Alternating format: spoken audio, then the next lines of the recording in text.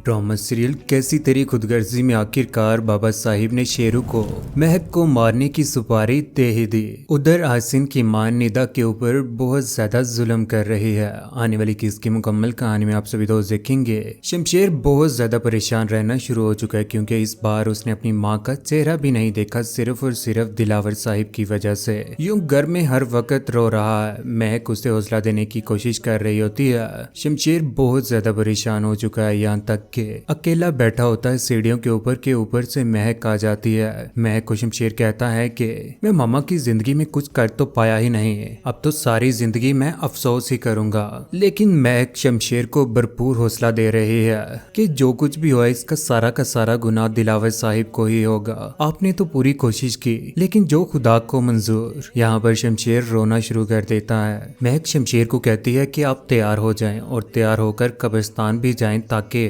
उनकी रूह को सुकून हो और आपके दिल को भी थोड़ा सुकून हो। यूं शमशेर कपड़े चेंज करता है। दूसरी जानिब बेड के ऊपर बैठी निदा परेशान है, इंतजार कर रही आसिन का। कजरे पहने हुए सोचों में गुम होती है कि यहाँ पर आसिन आ जाता है। आसिन आकर जैसे निदा को देखता है तो निदा शर्माना शुरू कर देती है। पास आकर निदा को कहता है कि मैं समझ सकता हूँ तुम थोड़ी परेशान हो, लेकिन एक बात याद रखना, मैं तुम्हें कभी भी जिंदगी में परेशान नहीं होने दूंगा। यहाँ पर आकर वो निदा को गिफ्ट भी देता है। जैसे ही वो गिफ्ट पकड़ती है तो देखकर बहुत ज्यादा खुश होती है। गिफ्ट खोलने के बाद जैसे ही देखती है कि उसके अंदर घड़ी है, घड़ी देखकर बहुत ज्यादा खुश होती है क्योंकि निदा को वो वॉच बहुत ज्यादा पसंद आती है। निदा कहती है कि शादी जिंदगी में एक बार होती है, एक बात मेरी याद रखिएगा, इस बार मैं कोई भी कम्प्रोमाइज नहीं करूंगी। हमने घूमने भी जाना है, जहाँ पर मैं कहूंगी आप मेरे साथ जाएंगे, और जिंदगी में जो कुछ भी मैंने कमी देखी है उसको मैं पूरा होते हुए देखना चाहती हूँ। यहाँ पर आसिन कहता है कि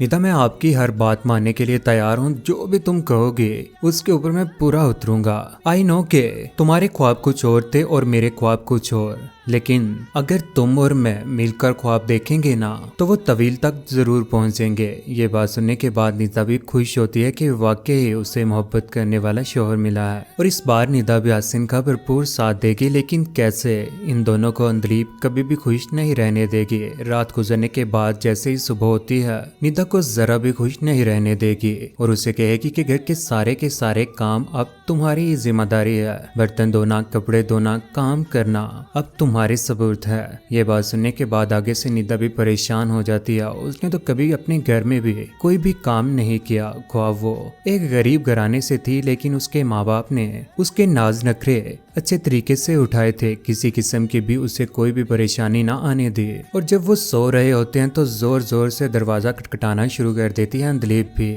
उन्हें सुकून का सांस भी नहीं लेने दे रही। उधर छत से जब अपने कमरे से निदा और आसिन नीचे आते हैं तो अंदलीब उन दोनों को गुस्से से देख रही होती है। यहाँ पर उनके ऊपर टूट पड़ती है, कहती है कि तुम्हें शर्म नहीं आती, घर में बाप है, माँ है, टाइम देखा है तुमने, ना तो तुम कोई जॉब कर रहे हो आजकल ना ही कुछ। लेकिन निदा को ये बातें बिल्कुल भी बर्दाश्त नहीं होती और वहां से वो चल पड़ती है और कमरे में जाकर नाराज हो जाती है। आसिन उसे मनाने की कोशिश करता है लेकिन निदा नहीं मानती और कहती है कि मैं शुरू से ही इस रिश्ते को लेकर जरा भी राजी नहीं थी। मुझे पता था कि अंदलीब आंटी कभी भी नहीं मानने वाली और वो हम दोनों को कभी भी खुश नहीं रहने देगी। आगे से आसिन उसे हौसला देता है और कहता है कि देख लेना, अगर तुम इस घर में अच्छे तरीके से रहोगी तो मामा भी आपको एक्सेप्ट कर लेंगे। मेरे मरते दम तक तुम मेरे ही बच्चे रहोगे और मैं किसी और को तुम्हारी माँ नहीं बनने दूंगी। उधर आखिरकार वो वक्त भी आ ही गया जब शमशेर आंखों में आंसू लिए हुए कब्रिस्तान की तरफ जा रहा है, हाथों में फूल पकड़े हुए। बहुत ज्यादा परेशान होता है कि किस तरह से वो अपनी माँ के सामने नजरें मिलाएगा। कब्र के पास जाकर अपनी माँ की कब्र के ऊपर जाकर फूल डालता है, आंखों में आंसू लिए हुए। उसके आंसू भी उन फूलों के ऊपर पड़ रहे हैं। आखिरकार शमशेर को दर्द तो है ही, जिसने कभी अपनी जिंदगी में ये सोचा भी नहीं था कि वो अपनी माँ से दूर होगा और मरते वक्त भी उसको उसकी माँ का चेहरा देखना नसीब ना होगा। वहाँ पर खड़ा होकर दुआ करता है, आंखों में आंसू लिए हुए रो रहा है और खामोशी के साथ अपनी माँ के साथ मुखातिब हो जाता है। कहता है कि मैं कैसे जीऊंगा इस बोझ के सहारे कि मैं अपनी मरते वक्त अपनी माँ का चेहरा भी ना देख पाया। बहुत ज्यादा रोता है। लेकिन इस बार शमशेर का दर्द उसके बाप के ऊपर भारी पड़ ही जाएगा जब एक बेटे को एक एक बाप ने इतना दर्द दिया और खुदा की जात भी बहुत रहीम है। इस बार दिलावर साहिब का भी बहुत बुरा अंजाम होने वाला है। शमशेर के पास तो पैसे भी नहीं होते, वो अपनी जॉब के पैसों से वो फूल खरीदता है। उधर आखिरकार शमशेर को जॉब मिल ही गई। जॉब का पहला दिन होता है। पहले दिन ही बहुत सारा काम होता है, यहाँ तक के गाड़ी से माल भी उतारना पड़ता है स्टोर का। अच्छे तरीके से काम भी करता है क्योंकि शमशेर को कैशियर की जॉब मिली है, जहाँ पर वो लोगों के सामान के पैसे और रसीद और कटिंग करता है। यहाँ पर बहुत सारे लोग आएंगे और यहाँ पर आकर अपने पैसों की कटिंग जब करवाने लगता है तो एक आदमी बहुत ज्यादा सखी होता है, लेकिन शमशेर जिसने सारी जिंदगी अमीरी की जिंदगी गुजारी उसे बहुत ज्यादा अजीब लगता है। लेकिन महक के लिए ये सब कुछ भी वो बर्दाश्त करेगा। गाहक आकर कहता है कि 4250 रुपए हैं, 50 रुपए तुम रख लेना।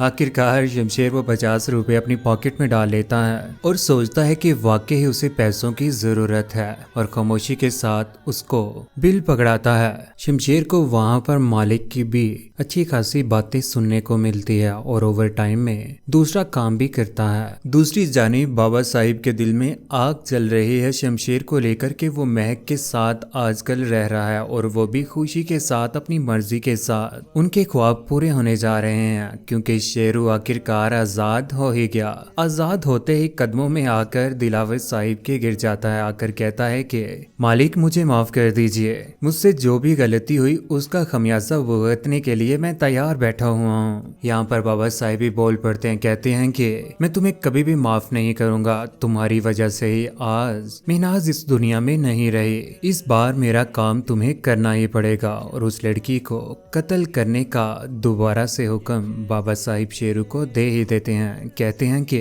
उस लड़की की मौत के साथ जिंदगी जुड़ी है तुम्हारी, जीना चाहते हो या मरना चाहते हो ये तुम्हारे हाथ में है। आखिरकार इस बार भी शेरू बहुत बड़ी गलती कर देगा जिसकी वजह से वो पकड़ा जाएगा। सुपारी लेने के बाद वो वहां से उठकर चला जाता है क्योंकि इस बार शेरू को सारा का सारा एड्रेस भी समझा दिया जाता है। पिस्टल पकड़े हुए आखिरकार वो पहुंच ही जाता है महक और शमशेर के घर के आसपास। लेकिन इस बार महक को भी डर पड़ चुका है। उसने भी शेरू के आजाद होने के बाद उसने भी पुलिस स्टेशन में कंप्लेंट दर्ज करवा ही दी हुई है कि उनकी जिंदगी को खतरा है। इसलिए पुलिस शेरू के जेल से भागने के बाद उसको तलाश कर रही है। बारिश हो रही है, पीछे से आर्डर हो चुके हैं, ड्यूटी बहुत सख्ती से कर रहा है पुलिस वाला भी। शेरू चेहरा ढांपे हुए नकाब किए हुए आखिरकार पहुंच ही जाता है महक और शमशेर के घर में, जहां पर लाइट बंद करने के बाद वहां पर मोमबत्ती जलाकर शमशेर और महक हाथ में पकड़े हुए हैं मोमबत्ती। अंधेरा बहुत ज्यादा है। शेरू दरवाजा खोलता है तो आगे महक और शमशेर को इकट्ठा पाता है। यहाँ पर वो गोली चला ही देता है लेकिन निशाना गलती से दीवार की तरफ का लग जाता है। यहाँ पर आखिरकार शेरू की दौड़ लग ही गई जब उसके पीछे पड़ जाता है शमशेर भी।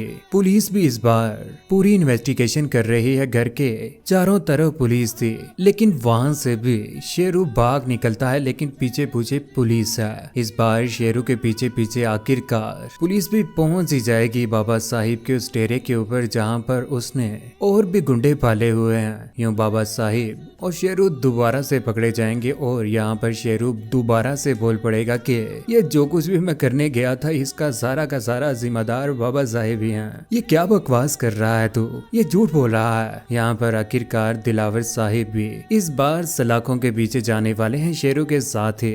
यूं बाबा साहिब के जेल में चले जाने के बाद महक को तो इस बात की बहुत ज्यादा खुशी होगी लेकिन शमशेर को इस बात का थोड़ा दुख भी होगा कि उसके बाबा हैं। दारा कहेगा कि शमशेर बाज आ जाओ, ये क्या कर दिया है तुमने, जितनी जल्दी हो सके महक से सुलहनामा करवाओ और बाबा साहिब को जेल से निकलवा दो।